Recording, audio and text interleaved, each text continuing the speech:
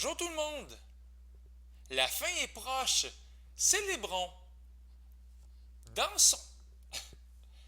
Ici, la loi des cosinus à l'envers qui va nous permettre de trouver la mesure d'un angle. Voici le dernier cas qu'on va explorer.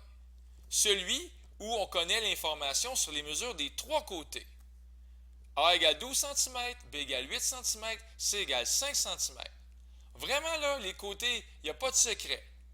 On ne connaît pas de mesure d'angle, par exemple. Alors, je vous l'annonce, c'est le dernier cas qu'on va explorer. Vous êtes des experts après ça. Le seul triangle qu'on ne pourra pas résoudre, c'est celui où on possède juste trois mesures d'angle. Mais faites-vous-en pas, c'est normal, parce que si on a juste trois mesures d'angle, on ne pourra jamais trouver les mesures des côtés. Donc, vous pourrez dormir sur vos deux oreilles, ou en tout cas sur l'oreille de votre choix. Vous pourrez bien dormir de toute façon, c'est ça que j'essaie de vous dire. Parce qu'avec trois mesures d'angle, ça ne fonctionne pas. Mais pour le reste, donc on est des pros, avec ici en plus la loi des cosinus à l'envers. Ici, ce qu'on va faire, c'est ceci. Lorsqu'on connaît les trois mesures des côtés, il suffit de prendre la loi des cosinus et d'isoler l'angle de notre choix avec l'algèbre. Regardez l'angle A ici. Je ne connais pas sa mesure. Mais dans la loi des cosinus, qu'on a étudiée dans la dernière vidéo, c'est écrit ici cos de A. Et là, j'ai écrit, moi, isolé. Isolé, ça veut dire que j'aimerais ça que cos de A soit seul de son côté. Présentement, il y a le égal, mais il y a B2 plus C2, ainsi que d'autres choses un peu repoussantes. Il est vraiment loin d'être isolé, cos de A. Mais ça serait bien si on l'isolait, s'il était seul de son côté. Parce que A, je le connais. Ben oui, je le connais. B, je le connais, c'est 8. Et C aussi, je le connais. 5. B, C, je connais tout ça. Dans le fond, je connais tout. J'ai juste à isoler cos de A. Fait que c'est ça que je voulais dire ici, isoler l'angle de notre choix. OK, alors pour l'isoler, qu'est-ce que je vais faire? Bien, je vais gentiment demander à B2 et à C2, si c'était possible, de faire un peu de place, de dégager, comme on dit. Donc, on va soustraire B2 et C2 de chaque côté. Et déjà, cos de A est un peu plus isolé. Hein? Le égal est ici, puis là, on a moins 2 fois B fois C fois cos de A. Bien, pour me débarrasser de moins 2 fois B fois C, je vais diviser par moins 2 fois B fois C de chaque côté. Et c'est déjà la victoire de l'algèbre. Cos de A, il est isolé. Cos de A n'est rien d'autre que A2 moins B2 moins C2 sur moins 2BC. Sauf qu'il y a beaucoup de moins. On n'aime pas ça ben. On risque de se tromper quand il y a beaucoup de moins. Mais moi, j'ai appris quand j'étais jeune que je pouvais multiplier le numérateur par quelque chose et le dénominateur par le même quelque chose. Ce quelque chose-là ici, c'est moins 1. Alors, j'ai fait fois moins 1 sur moins 1. Et qu'est-ce qu'on va retrouver au dénominateur? Bien, moins 2BC fois moins 1, bien, ça va donner 2BC. Puis, au numérateur, on va avoir moins A2 plus B2 plus C2. Finalement, lorsque je mets ça dans l'ordre, ces termes-là, je vais écrire B2 plus C2 en premier. Voilà, B2 plus C2 moins A2 sur 2BC égale cos de A. Voici la loi des cosinus pour vous à l'envers. Mais allons-y. Voici l'exemple avec les nombres qui sont à l'écran. Donc, au lieu d'écrire B2 plus C2 moins A2 sur 2BC égale cos A, je vais écrire 8 à la 2 plus 5 à la 2 moins 12 à la 2 sur 2 fois 8 fois 5. Alors, j'ai pris avec soin, avec une rigueur de mathématicien, j'ai pris les bons nombres dans le bon ordre. Au numérateur, on va avoir 64 plus 25 moins 144. Au dénominateur, 80. On prend notre temps ici.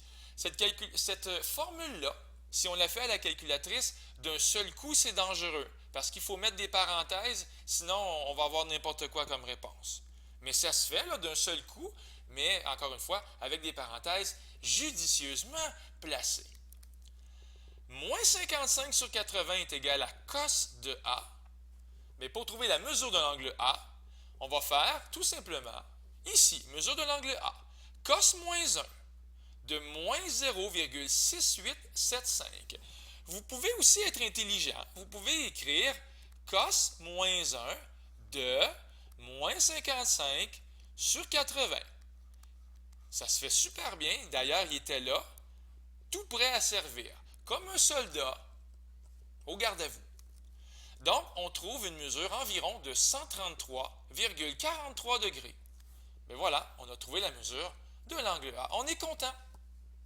Après ça, pour trouver les informations manquantes, on peut encore soit prendre la loi des cosinus ou bien s'en aller tranquillement vers la loi des sinus. Vraiment, là, on va avoir 4 informations. C'est l'embarras du choix. Et on termine avec un gros résumé. Si votre maison prenait en feu demain, si j'étais à votre place, moi, je considérerais l'option très sérieusement que de sauver des flammes en toute première urgence cette formidable page en 6 étapes qui résume les joies de la trigonométrie qu'on a apprises depuis les premières leçons. Première étape. Est-ce que j'ai 3 informations dans le triangle? Sinon, on oublie ça. Puis si les 3 informations qu'on a, c'est 3 mesures d'angle, mais ça ne fonctionne pas non plus. Deuxième étape. Est-ce que j'ai un angle droit dans le triangle? À ce moment-là, si oui, ça va être SOHCAHTOA. On a vu ça dans les leçons du cours 1 et du cours 2. Super important, la trigonométrie de base. Troisième conseil ou troisième étape. Si je vous donne 2 mesures d'angle, allez donc tout de suite trouver la 3e mesure. Ça serait vraiment un crime que de ne pas faire ça. Ici, 30 degrés, ici 48 degrés, bien ici, la mesure de l'angle A, avant tout autre calcul, bien moi je dirais que ça fait 102 degrés. 4e étape. Est-ce que j'ai la mesure d'un angle et aussi de son côté opposé? Est-ce que j'ai un kit qui fit? Si tu as le kit qui fit, ici on a C est égal à 5 cm et la mesure de l'angle C, 30 degrés, c'est le kit qui fit, c'est donc la loi des sinus. La loi des sinus, on l'a vu dans les vidéos des cours 7 et 8. Attention au piège avec sin moins 1. Lorsque c'est un angle obtus, on fait 180 moins la réponse. Si je n'ai pas le kit qui fit, on en est à l'angle connu, prisonnier entre 2 côtés connus, comme ici. À ce moment-là, ça va être la loi des cosinus. Ou sinon, ça va être 3 côtés connus. C'est ce qu'on vient de voir au début de la vidéo. 3 côtés connus, c'est la loi des cosinus à l'envers. Et ça résume la trigonométrie, chers amis. Les 6 étapes qui sont là, à écrire sur une feuille de notes avant un examen, ça serait un geste intelligent. Il reste une vidéo à écouter, et après ça, vous allez être les champions incontestables de la trigonométrie. C'était Luc Allard pour le Collège Sainte-Anne. Au revoir.